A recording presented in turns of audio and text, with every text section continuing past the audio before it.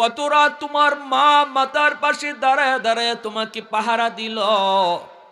আজ তুমি বড়, তোমার সে কোথায় ইয়াদ নাই, কিন্তু আমি আল্লাহর এখনো ইয়াদ আছে। কত রাত তোমার বাবা তোমাকে কুলে নিয়ে ডাক্তারের কাছে দৌড় দিছে, নিজের শরীরে রোগের কোনো অভাব ছিল না, অথচ নিজে ডাক্তার দেখায় না, তোমার জন্য পাগল হয়ে সে ডাক্তারের কাছে গেছে। এই বাবার কথা আজকে হয়তো তুমি জানো না, তুমি জানো না, কিন্তু আমি আল্লাহর সব কিছু মনে আছে। অতএব যখনই আমার জন্য দোয়া চাইবা, আমি আল্লাহর কাছে দোয়া চাইবা, তখনই শিশুকালের কথাটা আমি আল্লাহর ইয়াদ করায়া দিও। একটু জোরে কন্যা সুবহানাল্লাহ। দিনের নবী, মায়ার নবী, রহমতের নবী কয়, এ যুবক, প্রথম নম্বর হলো বাপ মার জন্য তুমি দোয়া করো, শিশুকালের কথা আল্লাহরে ইয়াদ করায় দিও, ইয়াদ করায় দিও। কারণ আমি নবীও এমন, মায়ার নবী, দয়ার নবী, তিনি শিশু, নবী যে শিশু। আল্লাহর নবী এইবার দেখা যায় খেলার মাঠে নবী খেলা করতে গেছেন বন্ধুদের সাথে। হঠাৎ করে সন্ধ্যা হয়ে গেল, সময় গড়িয়ে গেল, বন্ধুদেরকে নেওয়ার জন্য, খেলার সাথীদেরকে নেওয়ার জন্য বাবারা মাঠের মধ্যে এসে হাজির হলো। সন্তান বাবাকে দেখে দৌড় দিয়ে যায় বাবার কুলে আঞ্জা দিয়ে ধরলো, আব্বু আব্বু কে বাবাকে জড়ায় ধরলো। বাবারা সন্তানকে কুলে নিয়ে নিয়ে বাড়িতে যায়। কিন্তু আমার আপনার নবী সরওয়ারি দু জাহান, মায়ার নবীকে সন্ধ্যাবেলা খেলার মাঠ থেকে আনার জন্য কেউ যায় না। নবীজির চোখ দিয়া দর দর করে পানি পড়ে। যুবক, আল্লাহ নবী কান্দেন আর কান্দেন। আজ যদি আমার আব্বা দুনিয়াতে থাকতেন, তাহলে আমার বাবাও তো আমাকে এইভাবে খোঁজ নিয়া আমার খুঁজে এই জায়গা পর্যন্ত আসতেন। আমিও আব্বু আব্বু বলে আব্বুর কুলে উঠতাম, আব্বু আমাকে কুলে করে বাড়িতে নিতেন। এরা কত সুন্দর করে আব্বু আব্বু কয়া ডাকল, কিন্তু আমি তো কোনোদিন আব্বু ডাক দিতে পারলাম না। নবীজি মাটির কিনারায় বসে বসে চোখের পানি জড়ান। আবু জাহেল নবীকে দেখা বলতেছে, তখন আবু জাহেল তো আর নবীকে আদরি করত, মায়া করত। নবীর সাথে আবু জাহেলের দুশ্মনী আসলো। যখন নবী নবুয়তি পাইছেন, তখন তো আবু জাহেলের সাথে দুশ্মনী।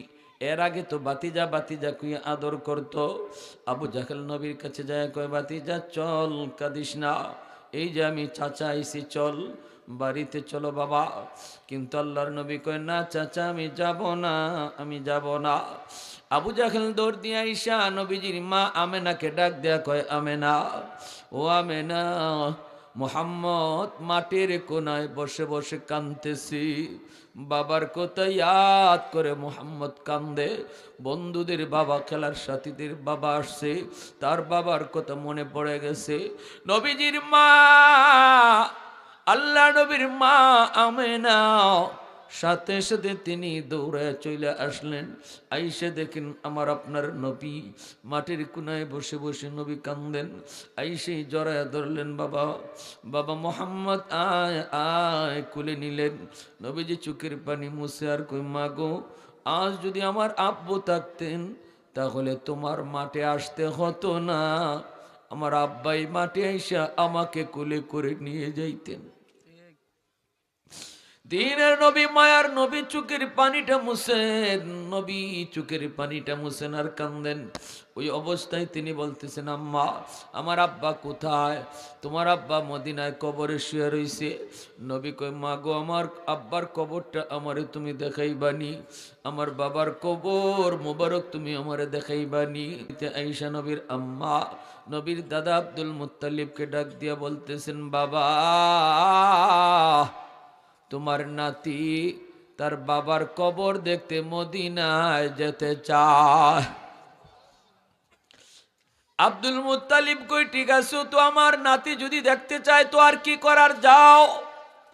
উম্মে আয়মনকে নবীর মায়ের সাথে আব্দুল মুত্তালিব দিয়ে দিলেন। উম্মে আয়মনকে সাথে নিয়ে নবীর আম্মা চইলা গেলেন মদিনায়। নবীজি হতাশ, কোথায় বাবার কবর, অস্থির। মা যেই মাত্র দেখায় দিলেন, ওই যে দেখা যায় কবর, এই কবরটাই হলো তোমার বাবার কবর। বলতে দেরি নবীজি দৌড় দিয়া হাউমাউ করে কান্না করে কবরের মাটি জড়ায়া ধরতে দেরি হলো না। হাউমাউ করে নবী কান্দেন কান্দেন। ওই অবস্থায় মদিনার একজন ইহুদি পণ্ডিত আইসা দেখতেছি একটা বালক কবর জড়ায় দুইরা কামতেছে। ইহুদি পণ্ডিত, সে তাওরাত কিতাবের পণ্ডিত। তাওরাত কিতাবের ভিতরে আখিরি নবী, রহমতের নবী, মায়ার নবীর যতগুলি আলামত রয়েছে সবগুলি আলামত এই পণ্ডিত তাওরাত কিতাবে পড়ছে। এজন্য সে আমার নবী, রহমতের নবীর চেহারা দেখা মাত্র ইহুদি পণ্ডিত আমার নবীকে চিনে ফেলেছে। আরেকটু আস্তে কোন সুবহানাল্লাহ, আর একটু জোরে কোন সুবহানাল্লাহ। মায়ার নবীকে দেখা মাত্র চিনে ফেলেছে। এইবার ইহুদি পণ্ডিত কয়, বাবা, এই বাবা বালক, ব্যাপার কি, কান্দ কেন? কয়, এটা আমার আব্বার কবর। কি নাম তোমার? কয়, নাম মোহাম্মদ। এই কবরটা কার? কয়, আমার আব্বার। কি তোমার আব্বার নাম? কয়, আব্দুল্লাহ। সাথে সাথে ইহুদি পণ্ডিত তাওরাত কিতাবের ভিতরে যে পাইছে আখিরি নবীর নাম হবে মোহাম্মদ, বাবার নাম হবে আব্দুল্লাহ, মার নাম হবে আমেনা। তখনই ওই পণ্ডিতে কয়, সাথে কেডাইছে? কয়, মা। পণ্ডিত নিজে কয়, তোমার মার নাম তুমি বলবা না, আমি বলি, দেখো ওইনি, তোমার মার নাম হলো আমেনা। একটু জোরে কও না সুবহানাল্লাহ। कौनैन मुख्तार खुदा तुमको बनाया, कौनैन मुख्तार खुदा तुमको बनाया, उम्मत का निगाहबान खुदा तुमको बनाया, उम्मत का निगाहबान खुदा तुमको बनाया। मौला मेरा आका मेरा रहमत की नबी है, तजदार मदीना है तो माहे अरबी है, अशजार ने देते हैं नबूवत के शहादात, तशकीक कमर में है तो अंगुल की इशारात, तशकीक कमर में है तो अंगुल की इशारात। जुरे शुरे कुन अल्लाह अकबर, आरे जुरे अल्लाह अकबर। পণ্ডিত কয়, কই তোমার মা? কই জাম্মা দাঁড়াই রয়েছে। তাওরাত কিতাবের পণ্ডিত কয়, আমেনা, ও আমেনা, আমি একজন ইহুদি পণ্ডিত, তাওরাত কিতাবের পণ্ডিত। আমি তোমাকেও চিনছি, তোমার সন্তানকেও চিনছি, এই কবরে কে শুয়ে আছে তারাও চিনছি। তোমার কথা, তোমার সন্তানের কথা, তোমার স্বামীর কথা তাওরাত কিতাবের ভিতরে উল্লেখ আছে। শুধুমাত্র উল্লেখ আছে তা না, তিনি যে আখিরি নবী হবেন, শিশুকালে তার বয়সটা, তার চেহারাটা কেমন হবে, একটু বাল্যকালে তার চেহারা কেমন হবে, যৌবনে তার চেহারা কেমন হবে, তার নাক মুবারক কেমন হবে, তার ঠোঁট মুবারক কেমন হবে, তার চুলগুলি কেমন হবে, সব বিবরণ আমি তাওরাত কিতাবে পেয়েছি। সবগুলা বিবরণ আমি মিলাইয়া দেখলাম। তোমার সন্তান মুহাম্মদ, এই মুহাম্মদই হলো আখেরি নবী, শ্রেষ্ঠ নবী, নবী কুল শিরোমণি, নাম হলো মুহাম্মাদুর রাসূলুল্লাহ। ইহুদি পণ্ডিত বলে, আমি তাওরাত কিতাবে পেয়েছি এই বয়সে ইনি বাবার কবর দেখতে মদিনায় আসবে। আমি সেই আশার অপেক্ষায় ছিলাম। আল্লাহু আকবার, সুবহানাল্লাহি ওয়া বিহামদিহি, সুবহানাল্লাহিল আযীম। এজন্য আল্লাহ বলেছে, ইয়ারিফুনাহু কামা ইয়ারিফুনা আবনাআহুম। ইহুদিরা আমার আপনার নবীরে এমন ভাবে চিনত, যেভাবে বাবা তার সন্তানকে চিনতে ভুল করে না, এইভাবে ইহুদিরা আমার নবীকে চিনতে ভুল করত না। সুবহানাল্লাহ। এরপরও মানত না। কেন লাগি মানত না? খালি মাত্র গোষ্ঠীর ভিন্নতা। নবী এক গোষ্ঠীতে গাইছেন, যে গোষ্ঠীটা হলো ইসমাইলি বংশ, আর এরা হইল ইসরাইলি বংশ। শুধু গোষ্ঠীর ভিন্নতার কারণে আমার নবীকে জিত কইরা তারা মানত না। আর নতুবা নবী যে শেষ নবী, এটা আল্লাহ বলেন, বাপে যেভাবে সন্তান চিনতে ভুল করে না, এইভাবেও আমার নবী যে নবী, এই কথাটা চিনতে এরা ভুল করতো না। সুবহানাল্লাহ। আমামেনা তাওরাত কিতাবের ভিতরে পেয়েছি, মুহাম্মাদুর রাসূলুল্লাহ যখন তিনি বাবার কবর দেখতে মদিনায় আসবেন, তখন মদিনার ইহুদিরা হন্যে হয়ে তারে খুঁজবে, তারে হত্যা করার জন্য, তারে ধরার জন্য। এই বয়সে তিনি মদিনায় আসবেন বাবার কবর দেখতে। আমি যেমন জানি, ইহুদি আরো পণ্ডিতও জানে। এরা কিন্তু বের হয়েছে, তালাশ করতেছে কোথায় আব্দুল্লাহর কবর আর কোথায় মুহাম্মদ আসছেন। এরা কিন্তু তালাশে বের হয়েছে। অতএব আমি তোমাকে বলতেছি গো মা, এই মুহূর্তে আর দেরি করো না, তাড়াতাড়ি তোমার সন্তান মুহাম্মদকে লইয়া তুমি মক্কায় চলে যাও। আল্লাহ নবীর মা ডাক দিয়া বলে, তুমিও তো একজন ইহুদি, তুমিও তো ক্ষতি করতে পারো। কিন্তু ওই ইহুদি পণ্ডিত কয়, মা মেনা শোনো, আমিও একজন ইহুদি, আমিও এতদিন পর্যন্ত মুহাম্মদকে খারাপই জানতাম, আমিও এতদিন পর্যন্ত খারাপই জানতাম, আমিও তালাশে বের হয়েছি তার ক্ষতি করার জন্য। কিন্তু কেন জানি মুহাম্মদের চেহারা দেইখা আমি পাগল হয়ে গেছি। আমার চিন্তাধারা বদলায় গেছে, পরিবর্তন হয়ে গেছে। তার চেহারার মধ্যে এত জাদু, এত মায়া, এত জাদু, এত মায়া। আমি তো তার প্রেমে পড়ে গেছি, আমি তার মায়ার জালে আবদ্ধ হয়ে পড়েছি। এজন্য আমি তার ভালোর জন্য বলতেছি, তোমরা মদিনা ছেড়ে মক্কায় চলে যাও। আমার আপনার নবীর চেহারা দেখা মাত্রই এমন কোনো পাষাণ দিল্লির মানুষ ছিল না যে নবীর চেহারা দেইখা সাথে সাথে দিল নরম হইত না। নবীজির দুধমা হালিমা সাদিয়া বান্ধবীদেরকে লিয়া মক্কায় আসছেন বাচ্চা নেওয়ার জন্য টাকার বিনিময়ে। এখন ওনার উটা ছিল দুর্বল, এই কারণে সবার ফিসে ফিসে আসছেন।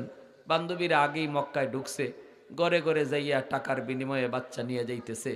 এরা কয়েক বছর দুধ খাওয়াবে, এরপরে আবার বাচ্চা ফেরত দিয়া যাবে, বাকি যে ক বছর দুধ খাওয়াবে এই দুধের টাকা নিবে। এইভাবে সব মহিলারাই মক্কায় ঢুকিয়া, এরকম তৎকালীন সময় নিয়ম ছিল, শিশু বাচ্চা তারা গ্রামে নিয়ে যাইত। তো আল্লাহর নবীর কাছে যত মহিলাই আসলো, আইসে যেই মাত্র শুনে নবীর বাবা নাই, এতিম, তখনই মহিলারা চইলা যায়। আর কি কয় শুনবেন, কয় বাবা নাই এতিম, টাকা দিব কেডায়, পয়সা দিব কেডা, অতএব কেন টাকা পয়সা বেশি মিলবে না, এতিম বাচ্চা নেওয়ার দরকার নেই, চলে গেল। কিন্তু নবীর দুধমা হালিমা সাদিয়া রাদিয়াল্লাহু তাআলা আনহা ইনি আইসে ঢুকলেন। ইনি আইয়ে ঢুককে যখন কইছেন বাচ্চা আসেনি, নবীর আম্মা ভিতর থেকে আওয়াজ দিয়ে কয়, আছে তো, কিন্তু আমার সন্তানের তো বাবা নাই, এতিম, এজন্য কেউ নেয় না, তুমি কি নিবা? হালিমা সাদিয়া বলে, মা দরজা খোলো, আগে তোমার সন্তানের চেহারা দেখাও। সুবহানাল্লাহ। হালিমা সাদিয়া রাদিয়াল্লাহু তাআলা আনহা যখন তিনি দরজা খুলতে বললেন, নবীজির মা আমেনা তখন দরজা খুললেন। দরজা খোলা মাত্রই হালিমা সাদিয়া তিনি ভিতরে ঢুকলেন। ভিতরে ঢুকে দেখেন আমার নবী, মায়ার নবী শুয়ে রইছেন। নবীজির চেহারা মোবারক দেখা মাত্রই হালিমা সাদিয়া আল্লাহু আকবার কইয়া চিৎকার করে উঠছেন আর বলতেছেন, গো আমেনা, আমি হালিমা জীবনে কত শিশু দেখলাম, কিন্তু খোদার কসম তোমার মানিকের মতো এত সুন্দর আমি কাউকে দেখি নাই। পয়সা আমার লাগবে না, বিনিময় লাগবে না, তার চেহারায় কয় সে অনেক বরকতি মানুষ, তার চেহারায় কই তার মাঝে অনেক বরকত, অনেক রহমত, আমার পয়সার প্রয়োজন নাই, আমি তারে নিব, আমি তার মতো এত সুন্দর দেখি নাই। তখনই নবীর মা আমেনা বলতেছে, হালিমা তুমি কেমনে আমার মানিকের মতো দেখবা, তুমি তো থাকো গ্রামে, আমি তো থাকি শহরে। শহরে কত দেশের মানুষ আসে, মক্কা নগরীতে সব দেশের শিশু আমি আমেনা দেখেছি, কিন্তু খোদার কসম আমার মানিকের মতো আমি কোনো সন্তান কোনো দেশের দেখি নাই। এইবার আল্লাহ পাক কয়, জিব্রাইল আমার বন্ধুর সৌন্দর্যের প্রশংসা চলছে, এইবার তুমি জিব্রাইল একটু কও আমার বন্ধু কেমন সুন্দর। সুবহানাল্লাহ কইবেন না? জিব্রাইল আমিন কইনো আল্লাহ পৃথিবীর উত্তর থেকে দক্ষিণ, পূর্ব থেকে পশ্চিম, তামাম দুনিয়া আমি জিব্রাইল সফর করেছি, এমন কোন জায়গা নাই যে জায়গায় আমি জিব্রাইল যাই নাই। কিন্তু খোদার কসম মালিক, তোমার বন্ধুর মতো এত সুন্দর আরেকজন আমি জিব্রাইলের নজরে পড়ে নাই। এইবার আল্লাহ পাক বলতেছে, শুনেন, একটু মন দিয়ে শুনেন, দিলটা একটু খাড়া রাখেন, একটু সজাগ রাখেন। আল্লাহ কি কয় এবার শুনেন, আমার আপনার নবীর সুন্দরের কথা আল্লাহ কি কয়। এবার আল্লাহ কয়, রে জিব্রাইল তুমি কেমনে দেখবা, হালিমায় কেমনে দেখবো, আমেনাও কেমনে দেখবো, আমার বন্ধুর মতো আরেকজন দেখবা তোমরা কেমনে? আমি আল্লাহ বানাইলে তো তোমরা দেখবা, আমি তো বানানে ওয়ালা, আমি তো ওয়ান পিস একজনই বানাইছি আমার বন্ধু, আমার বন্ধুর মতো দ্বিতীয় আরেকজন পৃথিবীতে বানাই নাই, বানাবো না। সুবহানাল্লাহ। এজন্য আমার বাইরা বন্ধুরা, দ্বীনের নবী, মায়ার নবী, রহমতের নবীর চেহারা দেখা ইহুদি নবীদের প্রতি মায়ায় পড়ে গেল। আল্লাহর নবীকে বইলা পাঠিয়ে দিল, আমেনা নবীকে নিয়ে আসতেছেন। কিন্তু আবওয়া নামক জায়গায় আসা মাত্রই নবীজির মা আমেনা অসুস্থ হয়ে পড়লেন। অসুস্থ, এমন অসুস্থ, এটা মৃত্যুসজ্জায়। সাথে সাথে তিনি বলতেছেন, ও উম্মে আইমন, উম্মে আইমন, আমার মোহাম্মদ কই? নবীজি মাকে জড়ায় ধরে বলতেছেন, গো মা, মা তোমার কি হয়েছে? মা তখন চোখের পানি ছেড়ে কই, বাবা জানি না, বাবা দেখতে আইয়া মা কেউ বুঝি তুমি হারাইতেছো, বাবা দেখতে আইয়া মাকেও বুঝি তুমি হারাইবা, মনে হয় আমি আর বাঁচব না বাবা, মনে হয় আমি আর বাঁচব না। কিন্তু বাবা চিন্তা করো না, আল্লাহ তোমার সহায়। আল্লাহু আকবার জোরে কোন। আমি আল্লাহর কাছে তোমাকে সবুর করে গেলাম। এই বইলেই মা দুনিয়া থেকে বিদায় নিলেন, মদিনা থেকে ফিরে আসার প্রতি বিদায় নিলেন। এইদিকে উম্মে আইমান মায়ার নবীকে নিয়া কান্না করেন, আমার নবী কান্না করেন। মক্কার দিকে রওনা দিছেন। নবীজির দাদা আব্দুল মুত্তালিব অপেক্ষায়। আমার নাতি গেল বৌমারের সাথে লইয়া, সাথে গেল আরেকজন বাদী উম্মে আইমন, গেল তিনজন, কই আয় না কেন?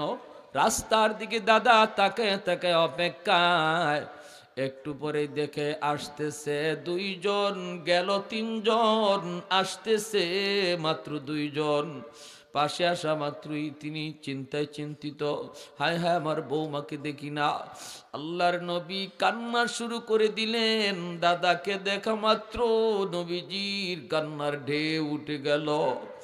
নবীজি দৌড় দিয়ে আইসা দাদাকে জড়ায় ধরে কান্দেন আর বলেন, দাদা, বাবার কবর দেখতে যাইয়া মাকেও আমি হারাইছি। এজন্য আমার নবী, মায়ার নবী, তিনি ওই যুবককে বুঝাইতেছেন, যুবক, এক নম্বরে বাবার কথা যখনই ইয়াদ হয় তখনই তুমি এই দোয়াটা কইরো, যেই দোয়াটা আল্লাহ কোরআনে শিখাইছেন। আমাদের সমাজে কিছু যুবক বাবার মার কবর দেখলে পরে দোয়া পড়ে, আবার কিছু সন্তান বাপ মার কবর দেখেও দোয়া পড়ে না, গান গায়া বন্ধুদের সাথে কবরের পাশ দিয়ে চইলা যায়। আমার সন্তান আমার কবরের পাশে দোয়া পড়বে নাকি গান গাবে, এই সিদ্ধান্ত নিবে মা বাবা, ঠিক না?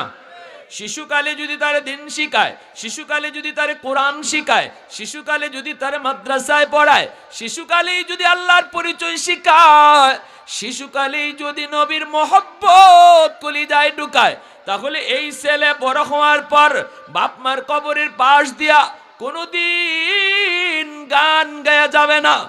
কবরের পাশে যাওয়া মাত্রই দোয়া পড়বে এবং কোরআন তেলাওয়াত করবে, ঠিক কিনা?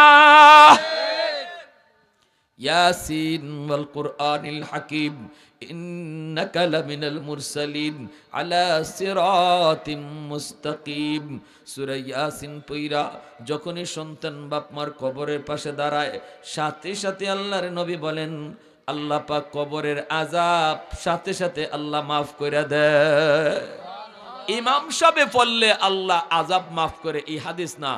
সন্তান যদি বাপমার কবরের পাশে সূরা ইয়াসিন পড়ে, তাহলে নবী বলছেন বাপমার কবরের আযাব আল্লাহ মাফ করে দেয়। তাহলে সন্তানকে তো সূরা ইয়াসিন শিখাইতে হবে বাপমার, ঠিক কি না? তাহলে আমার সন্তান আমার কবরের পাশে ইয়াসিন পড়বে না সারেগামা বাজাবে, এই সিদ্ধান্ত বাপমার। বাপমার সিদ্ধান্ত যদি সঠিক হয় তাহলে ইয়াসিন পড়বে, আর বাপমার সিদ্ধান্ত যদি রং হয় সন্তান গান গাবে। এজন্যই কিয়ামতের মাঠে সন্তান মা বাবাকে আল্লাহর আদালতে আসামি বানাবে। রব্বানা আতিহিম দিফাইনি মিনাল আযাব ওয়ালআনহুম লানান কাবীরা। সন্তান কইবে আল্লাহ আমার মারে ডাকো, আমার বাবারে ডাকো, কেন তারা আমারে সারেগামা শিখাইছে, কেন তারা আমারে আগডুম বাগডুম শিখাইছে, কেন তারা আমারে এমন প্রতিষ্ঠানে ভর্তি করছে যেখানে ব্যাঙ্গের ভাল শিখায়, ঠিক কি না? ব্যাঙ্গের ভাল শিখায়। আমারে এমন জায়গায় ভর্তি করে নাই যেখানে আল্লাহ রসুলকে চেনা যায়, তোমাকে চেনা যায়, আখেরাত জানা যায়। আল্লাহ এমন কোন প্রতিষ্ঠানে আমার বাপ মা আমারে ফরাইছে না, আমারে দিছে না। আমারে শিশুকাল থেকে এমন জায়গায় ফরাইছে যেখানে আল্লাহও নাই, রসুলও নাই, আখেরাতও নাই, কবরও নাই। এজন্য আমার মারে ডাকো, আমার বাবারে ডাকো। এই বাপ মার ঘাড়ে ভাড়া দিয়ে আমি জাহান্নামে যাব, আর আমি জাহান্নামে যেই শাস্তি পাবো এর ডাবল শাস্তি আমার বাপ মারে দিও। কিয়ামতের মাঠে এই সন্তান আল্লাহর আদালতে বাদী হবে, বাপমার বিরুদ্ধে মামলা দিবে। অনেক বাপমা সন্তানের মামলায় আল্লাহর আদালতে ধরা খাবে। সন্তানের মামলায়, যেই সন্তানরে কলিজা কাইটে খাওয়াইতেছি, যেই সন্তানের জন্য রাতকে দিন বানাইতেছি, যেই সন্তানের জন্য রক্তহানি করতেছি, এই সন্তানই মাকে বাবাকে আল্লাহর আদালতে আসামি বানাবে। তাহলে আমাদের সিদ্ধান্ত ভুল নিব না সঠিক নিব? আপনি স্কুলে পড়ান, ডাক্তার বানান, ইঞ্জিনিয়ার বানান, আমরা নিষেধ করি না, কিন্তু 5টা বৎসর মাদ্রাসায় পড়ান, 5টা বৎসর মাদ্রাসায় পড়ান। শিশুকালে যদি তার কলিজায় কোরআন ঢুকে, আল্লাহ রসুলের মহব্বত ঢুকে, এই ছেলে হাই স্কুলে গেলেও বেনামাজি হবে না, কলেজে পড়লেও সে উস্তাদের সাথে বেয়াদবি করবে না, ঢাকা ইউনিভার্সিটিতে গেলেও আল্লাহর বিরুদ্ধে রসুলের বিরুদ্ধে কথা বলবে না, কোরআনের সৈনিক হবে, মা ভক্ত বাবা ভক্ত হবে। আল্লামা ডক্টর ইকবাল এত বড় ডক্টর, অক্সফোর্ড বিশ্ববিদ্যালয় থেকে তিনি ডক্টরেট করেছেন। তিনি যখন অক্সফোর্ডে যান, তখন অক্সফোর্ডে যেয়ে অক্সফোর্ডে পড়েন, সব শিক্ষকগুলো খ্রিস্টান, সব শিক্ষকগুলো ইহুদি, মুসলমান বলতে কেউ নাই। সেখানে তিনি পড়লেন আর এদের বিরুদ্ধেই কবিতা লিখলেন। যে কবিতা লেখার কারণে, অসংখ্য কবিতা এদের বিরুদ্ধে লেখার কারণে ওনাকে কোর্টে নেওয়া হলো, আদালতে নেওয়া হলো, মামলা হলো, কোর্টের সামনে জজের সামনে নিয়ে হাজির করা হলো। জজ বলল, ঘটনা কি, তুমি আমাদের সাথে থাকো, আমাদের সাথে খাও, আমাদের ফরা ফরো, আবার আমাদের বিরুদ্ধে কথা কও, এটা কেমনে হয়? একজনে এক জায়গায় থাকলে তো আস্তে আস্তে এই পরিবেশ লইয়া লায়, তো তোমার এখনো এই পরিবেশ আইলো না কেন? তখন ডক্টর ইকবাল বলেছিলেন, কেমনে আইব? শিশুকালে আমার কলিজায় আমার মা আমার বাবা কোরআন ঢুকাইয়া দিছে। শিশুকালে আমার কলিজায় ইসলাম ঢুকাই দিছে আমার মা আমার বাবা।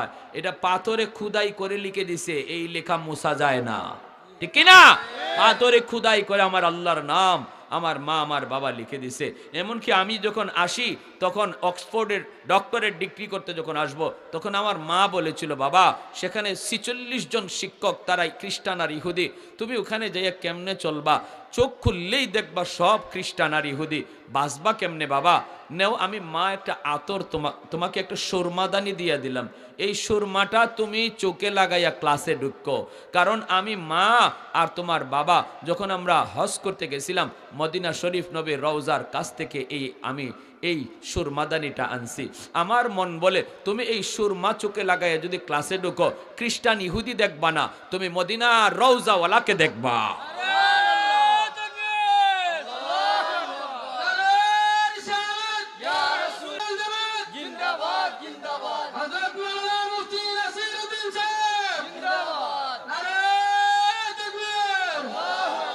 এজন্য বলি বাবা, ভুল কইরো না যুবক, ভুল কইরো না। নাইলে ঐশীর মতো অবস্থা হইব। ঐশীর হাতে কিন্তু বাপ মা জব হইছে, কথা বলেন ঠিক কিনা? বাপ মা কিন্তু জব হইছে, মারও জব করছে, বাবারও জব করছে। কোন টাইমে কয় মা বাপ মা যেই টাইমে তারে বুঝ দেওয়ার কথা এই টাইমে বুঝ দিছে না, সময় পার হওয়ার পরে বুঝ দিতে চাইছে, তখন অ্যাকশন করতে গিয়ে রিঅ্যাকশন হয়ে গেছে। এজন্য শিশুকালেই যা বুঝাইবার বুঝাও, শিশুকালেই যা পড়াইবার পড়াও, শিশুকালেই যা পোশাক পরাইবার তারে পরাও। খ্রিস্টান ইহুদিদের পোশাক পরাইবা, মেয়েটারে হাফ প্যান্ট আর হাফ গেঞ্জি পরাইয়া বের করবা আর বলবা আমার মেয়ে বুঝে না, ছোট মানুষ, অসুবিধা কি? ভালো করে মনে রাখো, এই মেয়ে বড় হওয়ার পরে বোরকা পিনবে না, আর এর জন্য দায়ী তুমি মা, তুমি বাবা। শিশুকালে ওই ইহুদিদের পোশাক, বিধর্মীদের পোশাকের আশ্চর তার কলিজায় ফালাইছো শিশুকালে, এজন্য বুরকা তার ভালো লাগবে না। আর শিশুকালেই যদি বাচ্চাটারে লম্বা হাতার জামা পরাও আর এরকম পায়জামা পরায় মেয়েটারে বড় করো, শিশুকালে বুঝে না, এরপর একটা উড়নার মতো তার একটা দিয়া রাখো, এই মেয়ে একটু উপযুক্ত হওয়ার আগেই কইব আব্বা আমারে বুরকা কিনে দাও, কিনা? তুমি লালন পালন করবাই উল্টা পাল্টা, খাওয়ন খাওয়াইবাই হারাম, ঘরে ঢুকবো সুদের টেকা, ঘরে ঢুকবে ঘুষের টেকা, ঘরে ঢুকবে মানুষের মাইরা খাওয়ান্যের টাকা, আর এই টাকা দিয়া বাচ্চা লালন পালন কইরা তারে মঈনুদ্দিন চিশতি বানাইলি ভাই, অত সোজা না।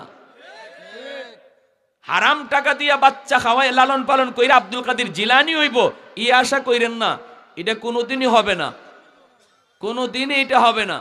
এজন্য ভালো করে শুনেন, সন্তান আমার জন্য দুনিয়াতে আমার ইজ্জতের উসিলা হবে নাকি আমার বেইজ্জতির কারণ হবে, এই সিদ্ধান্ত বাপ মার। খালি আল্লাহর কাছে চাইলে হইতো না, আর হুজুরের কাছে ফানি ফর আনলি হবে না। আমার কাছে এক লোক আইসে ফানি ফর আনতো, কয় হুজুর মায়া ফাই না। আমি কই মায়া ফান না তো কি করতাম? কয় এক গ্লাস পানি ফরা দেন। আমি কইলাম আমি তো দেখছি ছোটবেলা কি কাপড় ফরায় ফরায় বড় করছেন, এখন তো ফাইতেনই না। কয় ছোটো আসিল না হুজুর, বুঝছে না এজন্য ফরাইছি। আমি কই বুঝছে না বুঝছে না। আল্লাহ নবী কয় শিশুরা বুঝে না এই কথা, যেই বাফে কয় এই বাফে বুঝে না। অতএব বাচ্চার লাগে যদি দেওয়ান লাগে আমার এক গ্লাস পানি, তুমি বাফের দেওয়ান লাগবো এক কলস পানি ভরা, ঠিক কিনা জোরে বলেন? হ্যাঁ, এজন্য আমার ভাইরা তাম পৃথিবী জুড়ে যেই পরিমাণ গুনাহ হয়, আল্লাহ পাক রব্বুল আলামিন কয় বহু আগে জমিন ধ্বংস হয়ে যেত, বহু আগে জমিন ধ্বংস হয়ে যেত। আলা কুল্লি ইয়াউমিন ওয়াল আরদু ইস্তাজিলু রাব্বাহু ওয়াল মালাইকাতু ইস্তাজিলু রাব্বাহু ওয়াল বাহরা ইস্তাজিলু রাব্বাহু। আল্লাহ পাক রব্বুল আলামিন বলেন প্রতিদিন জমিন আমি আল্লাহর কাছে আবদার করে, মালিক এই জমিনে যেই পরিমাণ গুনাহ হয়, যেই পরিমাণ অত্যাচার হয়, যেই পরিমাণ অন্যায় কাজ হয়, আমি জমিন আর সইতে পারি না। আসবিরু ইলা মাতা আসবিরু, আর কত আমি এই গুনাহ দেখব, কত আমি বেনামাজির পায়ের বোঝা নিব। আল্লাহ অনুমতি দাও, আবতালিউ ইবনা আদম ফি কারি, এই নাফরমানগুলিকে আমি গিলে ফেলি। আল্লাহ পাক রব্বুল আলামিন কইরে জমিন থাম, এ জমিন থাম, আমি আল্লাহ দেখতেছি আমার আর আমার বান্দা বান্দির মাঝখানে তোমরা কেউ নাক গলাবা না। এ জমিন ভালো করে শুন, আমি আল্লাহ দেখতেছি এই জমিনে কেমন গুনাহ হয়, কেমন অত্যাচার হয়, কেমন জুলুম হয়, কেমন নাফরমানি হয়। এরপরও আমি কেন ধরি না জানুনি? কারণ আমি আল্লাহ এই মানুষ জাতিকে বড় আদর করে বানাইছি। আসমান আল্লাহ বানাইছেন কুন ফায়াকুন বইলা, জমিন আল্লাহ বানাইছেন কুন ফায়াকুন বইলা, ফেরেশতাও আল্লাহ বানাইছেন কুন ফায়াকুন বইলা। কিন্তু আমারে আপনারে আল্লাহ পাক কুন ফায়াকুন বইলা বানায় নাই। আমারে আপনারে যখন আল্লাহ বানাইছে, আল্লাহ বলে খালাকতু বিয়াদাইয়া, আমি আমার বান্দা বান্দিকে আমার নিজের হাত দিয়া বানাইছি।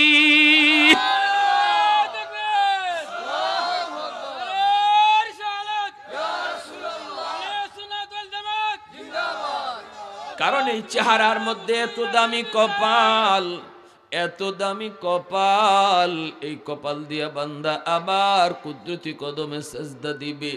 এই কপালটার এত দাম, এত দাম। এই কপাল ফেরেশতাদের হাতে বানাইলে হয় না, এই কপাল কোন বলল হয় না। এই কপাল আমি আল্লাহ আমার নিজের হাত লাগাইয়া বানাইছি। এ যুবক, তোমার সেজদার কারণে আল্লাহ জমিন টিকায় রাখছে, তোমার ওই কপালের সেজদার কারণে আল্লাহ আসমান টিকায় রাখছে। আজকে এই কপালটা তোমার সেজদায় লাগে না, এই কপালটা দিয়ে তুমি মালিক রে সেজদা দেও না, যেই কপালটা আল্লাহ নিজের হাত দিয়া বানাইছি। আল্লাহ পাকের কুদরতি কলিজায় তখন ব্যথা লাগে। আল্লাহ পাক কইরে, বান্দা এত আদর করে তোরে বানাইলাম, ফেরেশতাও আমি আল্লাহ এত আদর করে বানাইছি না।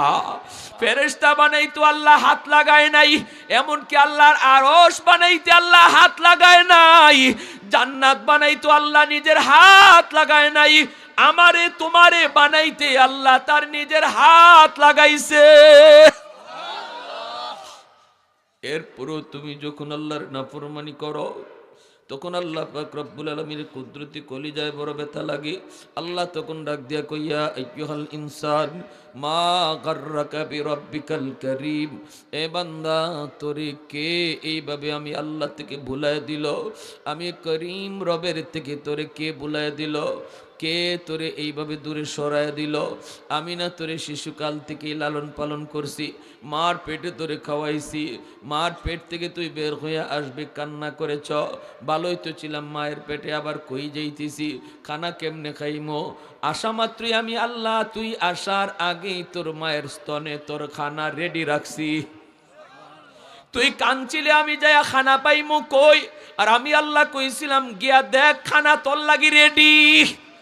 তুমি দুনিয়ায় আসার আগেই তোমার মায়ের স্তনে আমি আল্লাহ তোমার খানা রেডি রাখছি। আমি আল্লাহ জানতাম তুমি শক্ত খানা খাইতে পারবা না, তাই লিকুইড খানা মার স্তনে রাখছি। আমি আল্লাহ জানতাম তুমি ঠান্ডাও পারবা না, গরমও পারবা না, এজন্য মায়ের বুকে আমি আল্লাহ তোমার জন্য না গরম না ঠান্ডা খানার ব্যবস্থা আমি আল্লাহ করছি। কেমনে তুই আমি আল্লাহ কি ভুলে গেলি? কেমনে তুই মসজিদের পাশ দিয়া চইলা গেলি? কেমনে তুই নামাজ না পইরা বন্ধুদের সাথে দোকানে বইসা সময় কাটাইলি? কেমনে তুই কামটা করলি রে বান্দা? এত মায়া করে তোরে যেখানে বানাইলাম, এজন্য আল্লাহ পাক রব্বুল আলামিন কয়, এ জমিন ভালো করে শুন, আমার আর আমার বান্দা বান্দির মাঝখানে তোরা কেউ নাক গলাইস না। আমার বান্দা ফজরের নামাজটা পড়ছে না, সামনে জোহরের নামাজ আছে, মনে হয় জোহরে আইসা আমি আল্লাহর কাছে তওবা করে ফেলব। জোহরের নামাজেও যখন নামাজ পড়ছে না, ফেরেশতারা কয় আল্লাহ এখন কি করবো? এখনো কি তার দুপুরের খানা দিমু? এত নামাজ পড়ছে না। আল্লাহ কয় রিজিক বন্ধ করিস না, সামনে আসরের নামাজ আছে। আসরের সময় নামাজ পড়ে না, ফেরেশতারা কয় মালিক কি করবো? আল্লাহ কয় কিছু করিস না, সামনে মাগরিব আছে। মাগরিবও পড়ে না, আল্লাহ কয় সামনে এশা আছে, এশা আছে। এইভাবে আল্লাহ পাক রব্বুল আলামিন কয় আমি আল্লাহ গজবকে আটকায় রাখছি। ইন্না রহমতি সাবাকাত আলা গজবি, আমার রহমত গজবের আগে চইলা যায়। আমার ভাইরা, এজন্য আল্লাহ নবী বলছে, এক নম্বরে বাপ মার জন্য দোয়া করো, দুই নম্বরে বাপ মার জন্য দান সদকা করো, দান সদকা ওয়াল ইস্তিগফারু লাহুমা। তিন নম্বর নবী বলে বাপ মার কোনো ফাওনা দাওনা যদি থাকে, এই ফাওনা তুমি পরিশোধ করো, তাহলেই বাপ মার কবরে আল্লাহ তোমার খেদমত পৌঁছায় দিবে। চার নম্বরে মনে রাখবেন, পাঁচটা কথা এখন শেষমেশ বলতেছি। চার নম্বর আল্লাহ নবী বলেন সিলাতুর রেহমিল্লাতি লা তুসালু ইল্লা বিহিমা, মা বাবার যারা আত্মীয় স্বজন আছে তাদের খোঁজ খবর রাখো। মা দুনিয়ায় নেই, কিন্তু মার আত্মীয়, মা রক্তের মানুষ যারা, তাদের খোঁজ খবর রাখো। মামা কেমন আছো, নানা কেমন আছো, খালা কেমন আছো, এতটুকু ফোন তুমি দেওয়া মাত্রই যেন মার কবরেই তুমি ফোন লাগাইছো। আল্লাহ নবী বলতেছেন। আজকে আমরা মা মারা গেলে পরে নানি বাড়ির কথা ভুললে যাই, মামা মামি খালা খালির কথা কোনো খবর থাকে না। মার জন্য গরু জবাই করতেছি, 10টা 20টা জিয়াফত করতেছি, কিন্তু আমার নবী বলতেছে মার রক্তের মানুষের খোঁজ নিলে আল্লাহ এই খেদমত মার কবরে পৌঁছাইয়া দেয়। বাবা দুনিয়ায় নাই, কিন্তু বাবার রক্তের মানুষ আছে। বাবার রক্তের মানুষ চাচা, বাবার রক্তের মানুষ ফুফু, চাচা তো ভাই বোন, ফুফা তো ভাই বোন, এদেরকে যখনই তুমি একটু মায়া করবা, তখনই আল্লাহ পাক বাবার কবরে এই খেদমত পৌঁছাইয়া দেবে।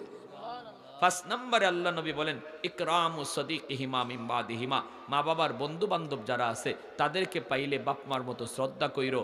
বাবা নাই কিন্তু বাবা দুনিয়ায় যাদের সাথে চলতো তাদেরকে দেখলে বাবার মতো শ্রদ্ধা করবা, সালাম দিবা, তারপরে কইবা চাচা কেমন আছেন, চাচা এক কাপ চা খাইয়া যান, আজ আব্বা না থাকায় আজকে তো আপনি আমাদের বাড়ি